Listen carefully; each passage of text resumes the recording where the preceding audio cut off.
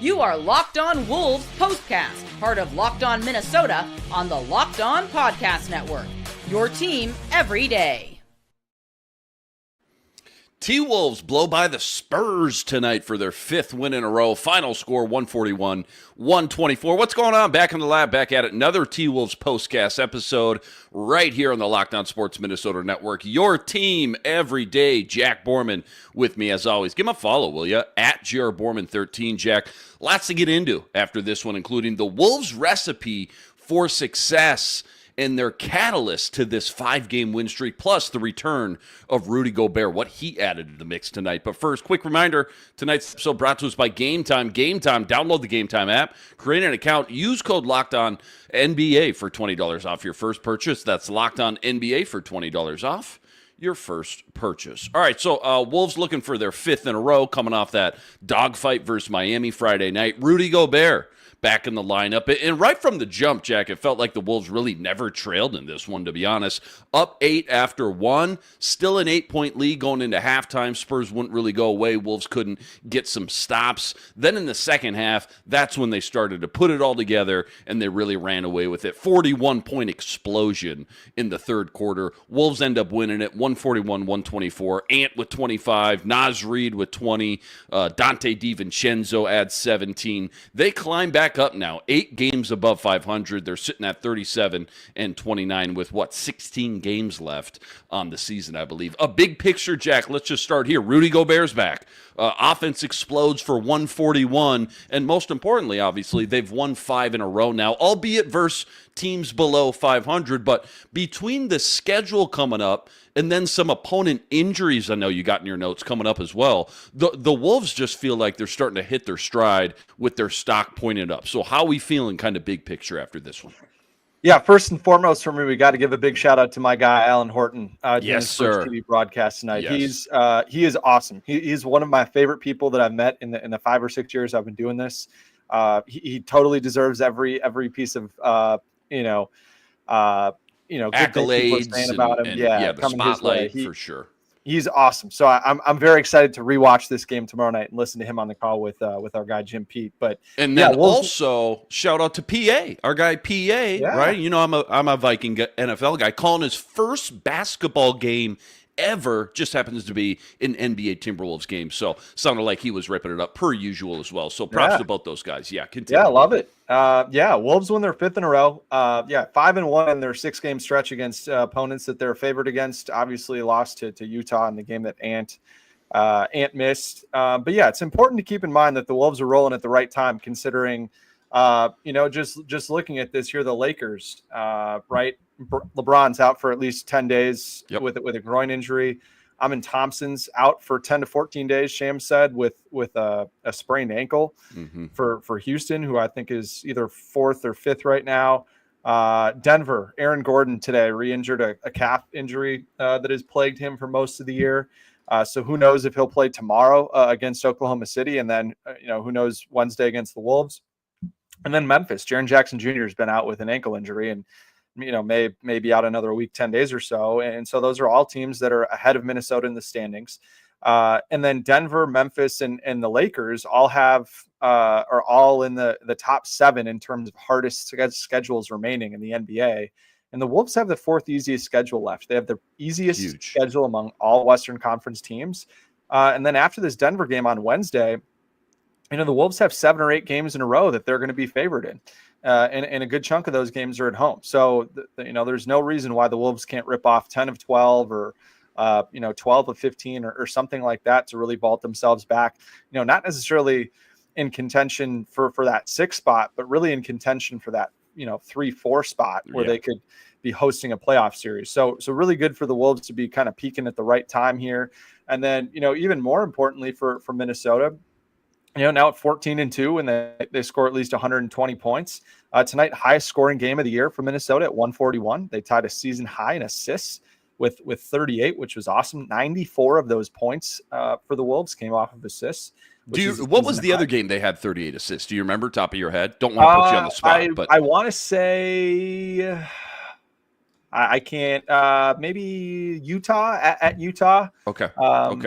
That game where they had 138 at Utah was there, and then I think that Denver game they also had 38. That big blowout Denver win they had here at Target Center. But yeah, and then for the Wolves tonight, 56% from the floor, 50% from three, 93% from the free throw line, and 69.4% true shooting. Well above the league average of about 57, 58%.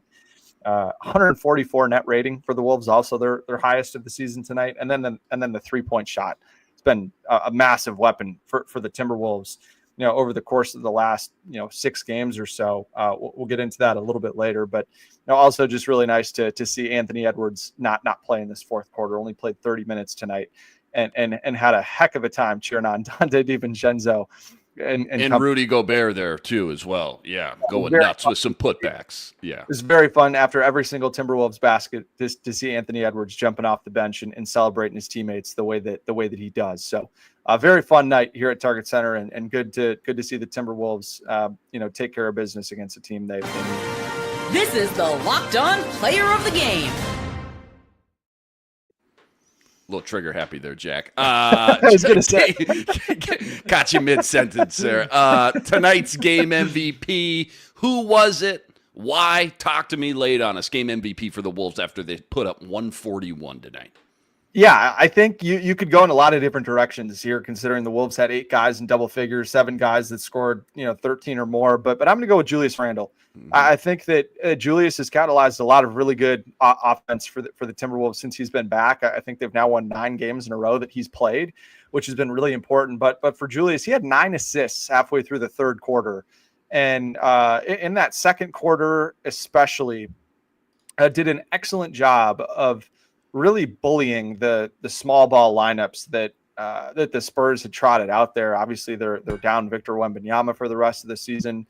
And so there's just not a whole lot of size behind Wemby in that Spurs kind of depth chart. And so, Randall did an excellent job just bullying those guys in the mid post, drawing in the defense, getting to the middle of the floor, and then kicking it out to create a ton of 3-point shots. And so I think he had either 4 or 5 assists in that second quarter, and all of them created 3-point makes for the Timberwolves. I think Naz had 2 and Mike had 2.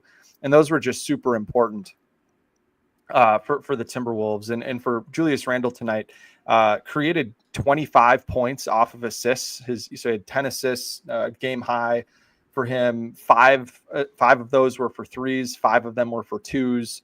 Obviously, cherry on top was that nice lob that he had to Rudy Gobert as well. But I just think that the way that Randle is playing, in concert with Dante DiVincenzo coming back, hunting those 3-point shots is really been a huge driver for why the Timberwolves 3-point shooting has skyrocketed back up to where it was, the first, 3 months of the season or so, with those guys back in the lineup. I mean, over the last 6 games, like we said, the Timberwolves are now 5-1.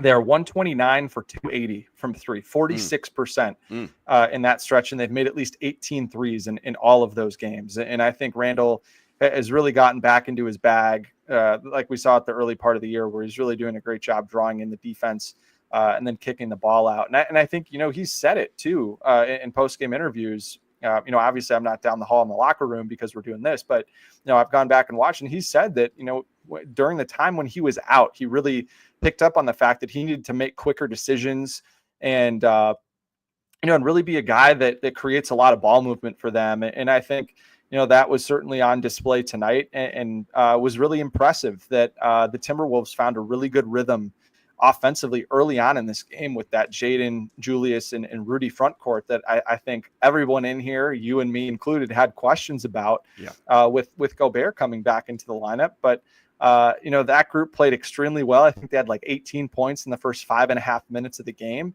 And it was, if we want to get into some structural changes with Gobert back, we can do that now or catch a break. Let's go to a quick break. And again, plenty more deep dive from this one. Let's talk about the turning point of the game. And then let's talk about, that impact and return of Rudy Gobert. That's all coming up right after this.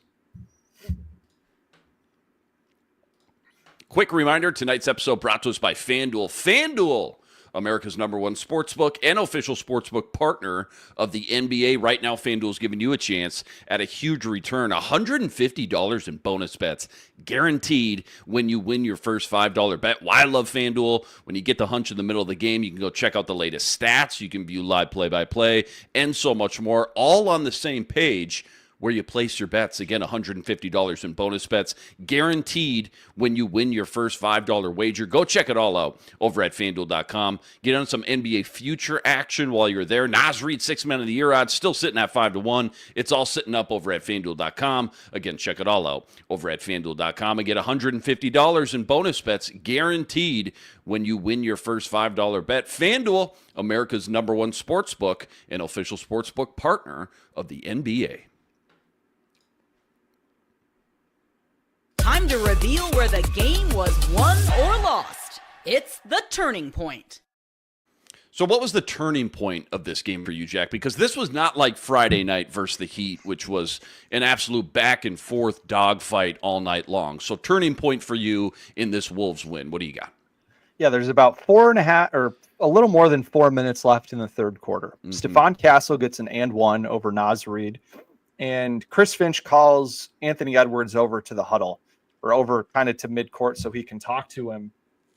And, I'm not there. So, or, I'm not in that little conversation, so I can't imagine what was being said, but it wouldn't surprise me if Chris Finch was telling Anthony Edwards, like, hey, let's start getting downhill now. There's nobody that can hold a candle to you off the dribble. Let's start getting downhill and making things happen. On the very next possession, Anthony Edwards crosses up Jeremy Sohan, gets to the middle of the lane and has that kind of weird two-handed finish over Stephon Castle that we all thought was going to be a highlight dunk, Monster but ended up dunk. being a lay-in. Yeah. And that kicked off a 15-4 Wolves run where Anthony Edwards was really at the heart of getting to the middle of the floor and kicking the ball out, kind of doing what Randall was doing when he was out there, really playing well as a playmaker, where he's just dragging the defense into the middle of the floor, kicking it out. And then, all of his teammates, to their credit, started doing a great job. Naz Reid, Dante, Nikhil, Jaden, all started doing a great job of just swinging the ball and playing really unselfishly and turning down good shots for great shots. And the Timberwolves offense played really, really well down the stretch. And then Chris Finch also pressed the 2-3 zone button down the stretch of the third quarter and into the fourth quarter that I think, really kind of stagnated the Spurs offense. But I think all the momentum and kind of good juju that the Wolves created was in large part due to Anthony Edwards, and it started with him getting downhill in that finish. So that's certainly where this thing flipped for me, and the Timberwolves never really looked back from there. What were the big offensive adjustments you saw with the return of Rudy Gobert back out on the court after a long absence there? Again, 141 points tonight, even against a sub-500 team like the Spurs. Something specific had to be really clicking tonight. What'd you see? Yeah, for sure. I thought that the first quarter for the Wolves tonight was one of their best quarters of the entire season. And it may not have looked that way, just considering, it wasn't like they're up 45-20 or something like that. But it started off with, the Spurs put Chris Paul on Jaden McDaniels, and they played through Jaden McDaniels in the first, 3-4 minutes of this game. Yeah. I think Jaden scored like 6 of the first 9 points and took 5 of the first 7 or 8 shots for the Timberwolves. And so I really like the way that they used Jaden McDaniels as a handler in that kind of first lineup, and then had Julius Randle continue to be the main screener for Anthony Edwards in those 2-man actions. And that was a complete divergence from what we saw at the start of the season, for the majority of the season, where Rudy Gobert was setting all the screens for Ant, and then Randall was either in the corner or in the slot. And that just didn't happen much tonight. Rudy Gobert played a lot in the dunker spot tonight and was tremendous in terms of the way that he moved off the ball to maintain spacing for the offense. And then the Timberwolves ran a bunch of drag screens too. So that's where there's 2 guys screening for Ant in the same direction up top. So, there are staggered screens, if you will. And then, Rudy Gobert would dive to the rim on that, on that first screen. And then Julius Randle would, kind of be that second screener and would either pop or get into that kind of handoff game with Ant. And so it was really fun to see Chris Finch kind of maintain that chemistry that Julius and Ant have been building, to place Julius more in the middle of the floor and activate him that way. And that allowed Julius to play off the catch a little bit more. And I think, gave credence to Julius making quicker decisions and playing off the catch. And that was really, really good, because he was fantastic tonight when he got on the move and was able to then make kick out passes from there. And then, when Jaden McDaniels wasn't on the ball, he did an excellent job cutting. So whenever Rudy Gobert or Julius Randle got the ball in the middle of the floor and there were two guys there, and Jaden's defender was expecting him to just stay spaced to the corner, he was fantastic in the way that he cut backdoor to create some easy opportunities that way. So I just think that using Randle as a screener more and putting the ball in Jaden McDaniels' hands a little bit more was fantastic from Chris Finch's perspective.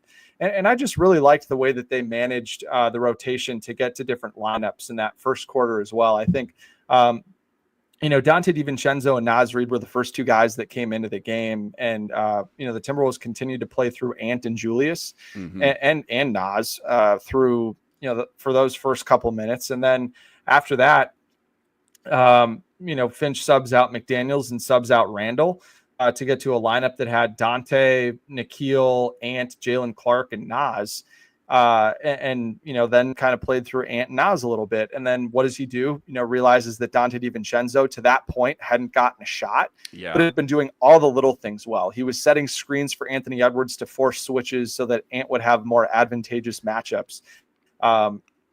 He was cutting really nicely off the ball. I liked the way that, he was, just kind of catching the ball and taking one or two dribbles to kind of force the, defender one pass away to dig in so that he could create a little kick out for an open three. And then Finchie goes to a lineup that has, Dante, Jalen, Naz, and Rudy, and who's the main offensive option in there on the perimeter is Dante. So I just really like the way that, that Chris Finch kind of managed the rotation. So, he could get guys in different spots so that, I think it was, a really good distribution of kind of touches and kind of usage, I guess, if you will, which was great to see. And then the other last kind of offensive note that I've had for this game specifically is I really liked that Julius Randle and Naz Reid posted up smaller defenders really, really well. I think Julius did an awesome job in transition, especially of just sprinting down the floor and parking his rear end on the block and sealing off smaller defenders for a couple of buckets. And then Naz did the same thing. There were a couple of possessions where the Spurs went zone and Naz posted up the bottom of that 2-3 zone, the bottom outside of the 2-3 zone, which we've seen a lot this year, and then made some really nice passes out of that. And I just think, with the Wolves having, less 3-point shooting options, but more spacing without Randle and Rudy and Dante for these stretches, I think they've really learned how to play effective and efficient offense against zones, which has been really, really fun to see. So I just think overall it was one of the most fun Timberwolves games. And I think that, if you would have told me walking to this building tonight that Rudy Gobert comes back and the Timberwolves, have an even better offensive night, and they put up 141, I would be shocked, but certainly a pleasant surprise and something that I think should give Timberwolves fans a lot of confidence moving forward, independent of the fact that the Spurs have really struggled defensively this season. Yeah, well said. Good breakdown there. Again, Wolves just really firing on all cylinders now, especially with everybody back and healthy. We got a couple minutes left. Let's talk about this Denver Nuggets game. That's coming up Wednesday night, and then we'll wrap up with what we'll be talking about. That's all coming up right after this. Quick reminder, tonight's episode also brought to us by BetterHelp. When your schedule gets packed with work projects and more, it's so easy to let your priorities start to slip, even when we know what makes us happy. But when you feel like you got no time for yourself, non-negotiables like therapy, they become more important than ever. So if you've been thinking about starting therapy, Maybe it's time to give BetterHelp a try. Entirely online, and it's designed to be convenient, flexible, and suited for your schedule. So simple. All you got to do, fill out a brief questionnaire. You get matched up with the licensed therapist, and you can switch therapists at any time for no additional charge. Never skip therapy day with BetterHelp. Go visit BetterHelp.com/lockedon today. You're getting 10% off your first month. That's BetterHelp, HELP.com/lockedon.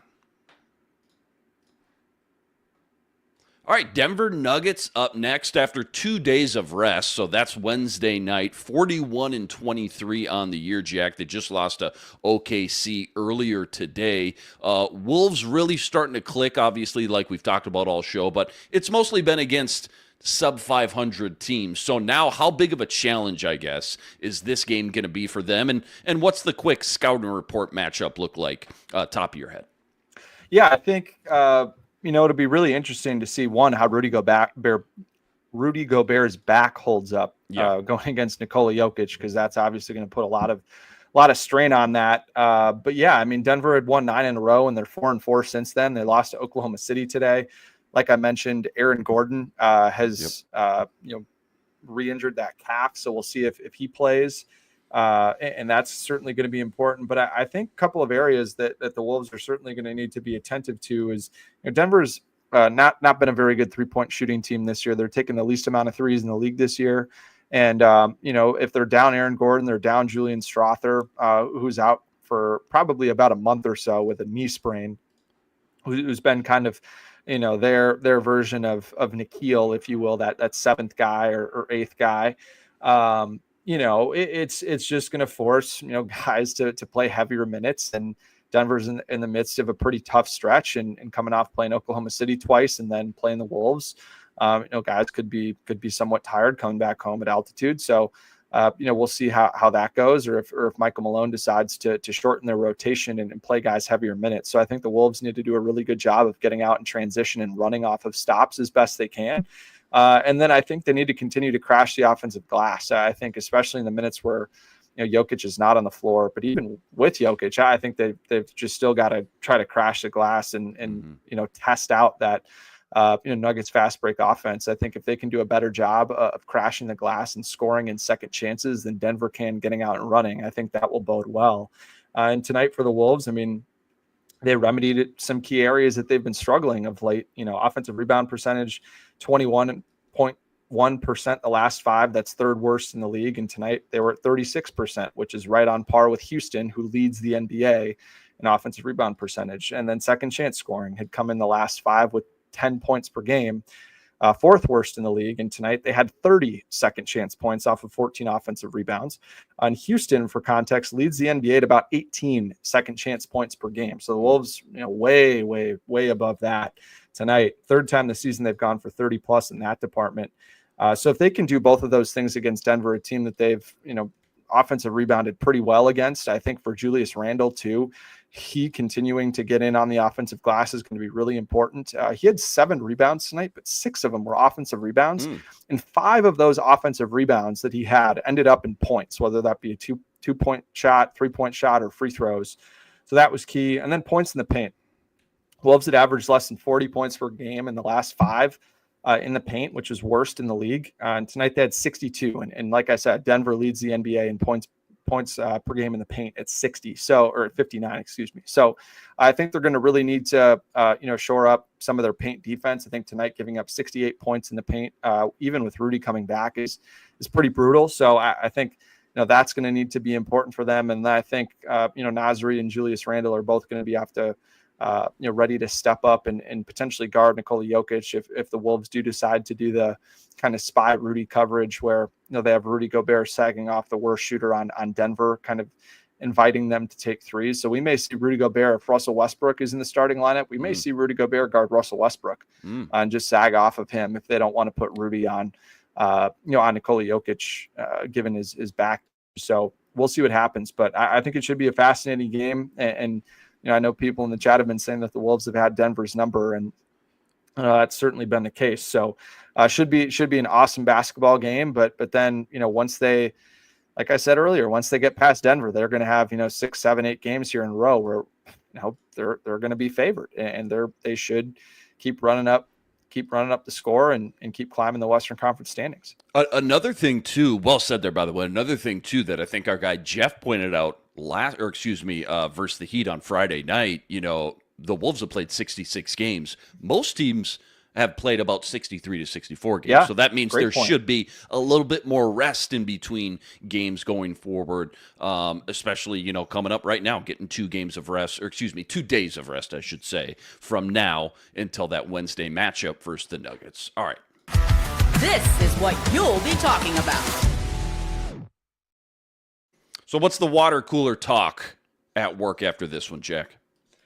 Yeah, I think it's just got to be about the offense. I think that, on the season, the Timberwolves, I believe, are 12th in offense and 8th in defense. I can fact check that here. They are, 12th in offense and 6th in defense, so 8th overall in that rating. But I think, it would not surprise me at all if they have a top 10 offense, coming in over the final quarter of this season here, just because I think, Julius has really started to figure out more of what his role has been. I think Rudy coming back will give them more second chance scoring, will give them, another screen setter that they can have. And I think if they can continue to play at the pace that they played tonight, even with Rudy being back and still getting up, what they get up tonight? They got up 42 3-pointers. So, almost, probably 45% of their total shots were from 3. That's a great number for how efficient of a 3-point shooting team this is. So, yeah, I just think if they can continue to press the right buttons at the right time offensively, this is a team that's going to be really tough to beat, because when you have, defenders on your team like Jaden McDaniels, Rudy Gobert, Anthony Edwards when he wants to, Jalen Clark, Nickeil Alexander-Walker, Dante DiVincenzo, all those guys are pretty plus defenders. And I just think that the defense has a really high floor. And if the offense can continue to click at this level and create the, quality of shots that they've been creating, this is certainly a team that could creep into, being in that space you want to be in, right? Where you're a top 10 team in both offense and defense. And, that always bodes really, really well for playoff, kind of prospects. If you're a team that can be in the top 10 in both offense and defense right now. And right now there's 4 of those teams. Oklahoma City is there. Boston is there. Cleveland is there. And Memphis is there. And so 2 and 2, 2 in the West, 2 in the East right now. Yeah. And these numbers are now updated on cleaning the glass. So the Wolves are 10th in offense and 6th in defense. So they're now the 5th team that's there. And those are generally the teams that end up competing for the NBA title every year. I think you can't just be a one-sided team. Yep. And granted, the Wolves were a historically great defense last year, but we saw that offense really, got stuck in the mud and was the reason why they lost that series in the Western Conference Finals against Dallas last year. So I think the offense can raise their floor. I mean, we've all known that their offensive ceiling is quite high, considering just the talent and shooting that they have on this team. But they can raise the floor to being a top 10 a top 10 offense while maintaining that top 6-7 defense floor. It's going to be a pretty interesting team to watch here the last 15, 16, 17 games of the season and into the playoffs, because I just don't think that there's a team. I just don't think that there's a team in the West that the Timberwolves are going to be scared of, because they can beat anybody in the West in a 7-game series. And it's just a matter of if they can bring their best stuff for, 3 consecutive playoff series, it could get really interesting. But they've got to bring their best here for the next 3 or 4 weeks to close the season first. So it's going to be fun to watch. Well said. Just real curious. Where is Memphis in offense and defense? I'm just curious with Jaren Jackson now out, if they're close to the bottom 10, or I should say in that 6, 7, 8, 9, 10 range in offense or defense. Yeah. Memphis is 6th in offense and 9th in defense, but the last 2 weeks they've slipped to 11th in offense and 23rd in defense. Oh, wow. Okay. So right around league average and overall net rating at minus 0.6, 16th in the league. Whereas the Wolves the last 2 weeks are 7th in offense, 14th in defense, but 5th overall because their offense has been so good.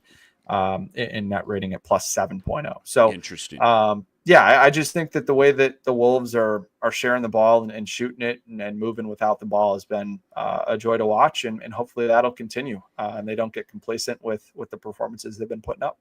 Yeah. Hey, a lot of fun when they win, man. Wolves firing on all cylinders right now. They win their 5th in a row. An offensive explosion tonight. Final score versus the Spurs, 141, 124, 37 and 29 now on the year. 8 games above 500, just like that.